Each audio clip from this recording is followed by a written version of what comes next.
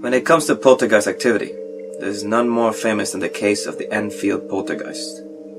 Between the years 1977 and 1979, Peggy Hodgson and her 4 children, Margaret, Janet, Johnny, and Billy, were allegedly haunted by at least one malevolent entity.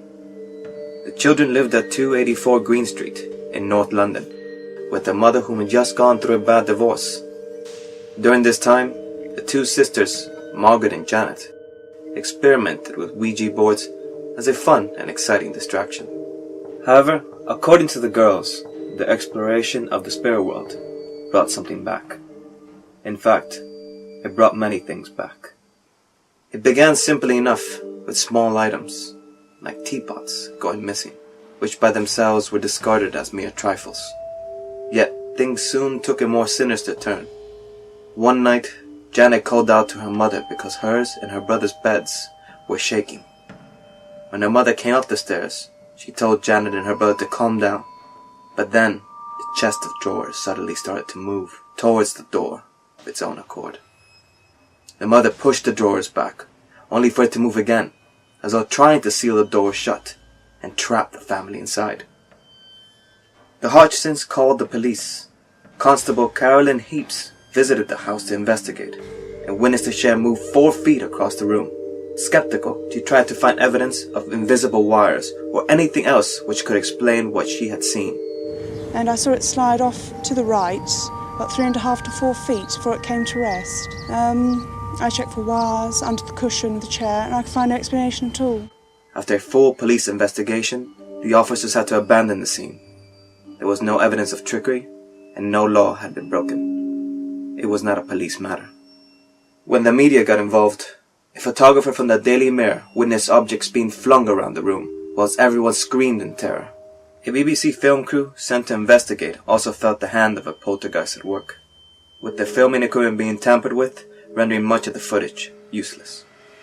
Members from the Society for Psychic Research, Maurice Gross and Guy Lyon Playfair, were also contacted. Over a period of several months, they were witness to numerous supernatural happenings. Tables and chairs were seen to spin around and around on the same spot. Sofas would start levitating spontaneously. Stones were thrown by unseen hands. Coins materialized in front of the investigators. Dogs barked in empty rooms. All seemingly unexplainable. You'll hear here the whistling first of all and then the barking. And here is this noise.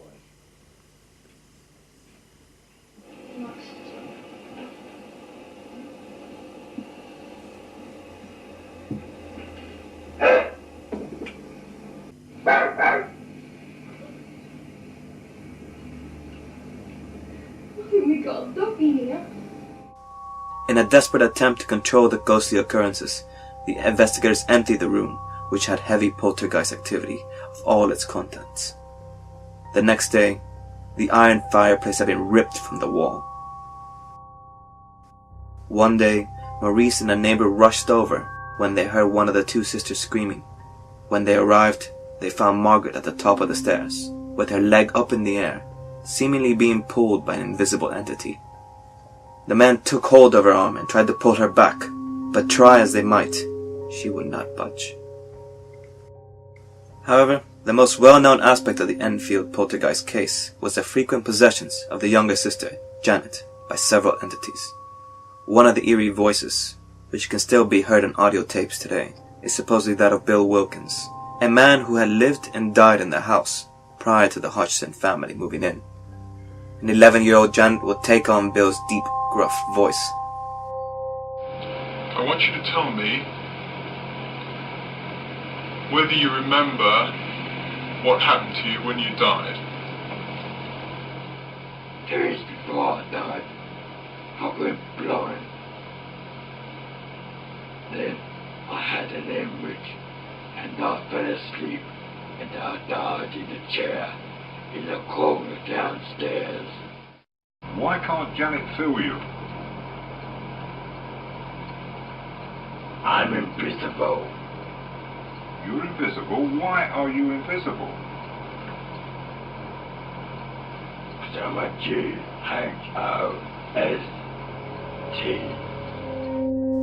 The happenings at Enfield had all of the classic signs of poltergeist activity, which had been reported since Roman times. However, upon closer inspection, all is not as convincing as it first appears. The first discrepancy was a torn-out magazine article found in the house of another child-centered poltergeist case, Matthew Manning. This suggests that the sisters knew some of the hallmarks of poltergeist activity. Mysteriously, one of the first items to disappear in the Hodgson household was a teapot, a mirror image of Matthew Manning's case. Also, out of all the objects thrown or damaged in the house, the television set was never touched. Thus, if there was a poltergeist, it was surprisingly wary of the Hodgson's valuables. So, is there a suggestion that the sisters engineered the poltergeist activity? Investigators did catch Margaret and Janet bending spoons, as well as jumping off their beds flailing their arms around, purposefully acting possessed. In the famous photograph of Janet levitating in her bedroom, skeptics have noticed visible contraction of her muscles, suggesting that it was clearly an intentional jump, and not involuntary levitation.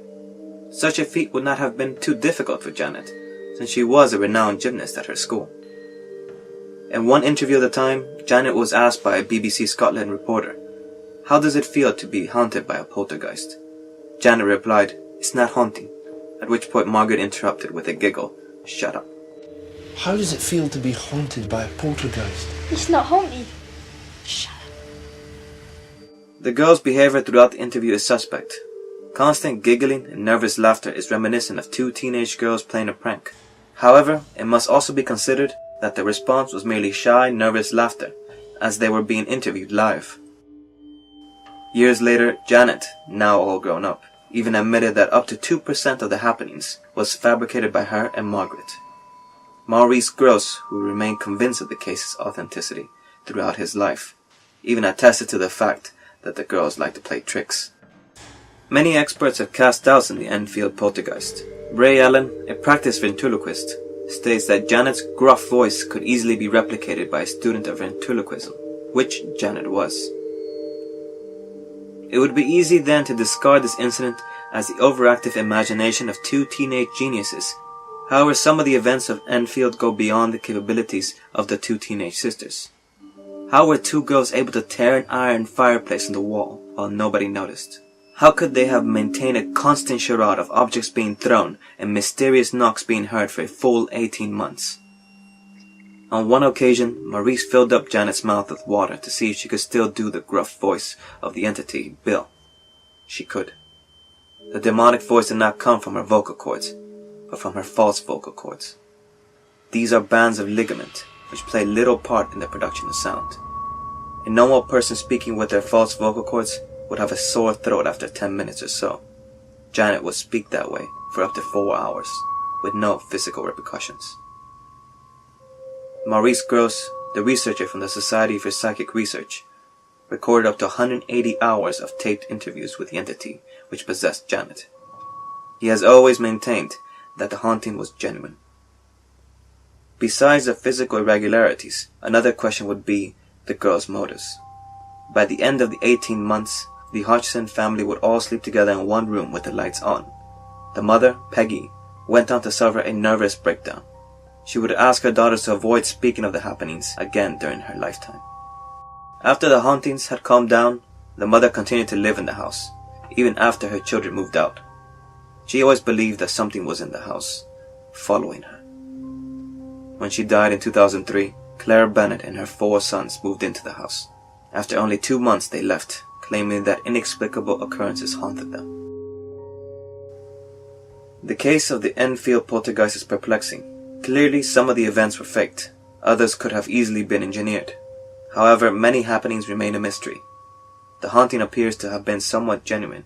It could very well be that a poltergeist manifested itself in the Hodgson household, feeding off the tension produced by 2 adolescent girls experiencing a family breakdown, welcomed in through the door opened by a Ouija board.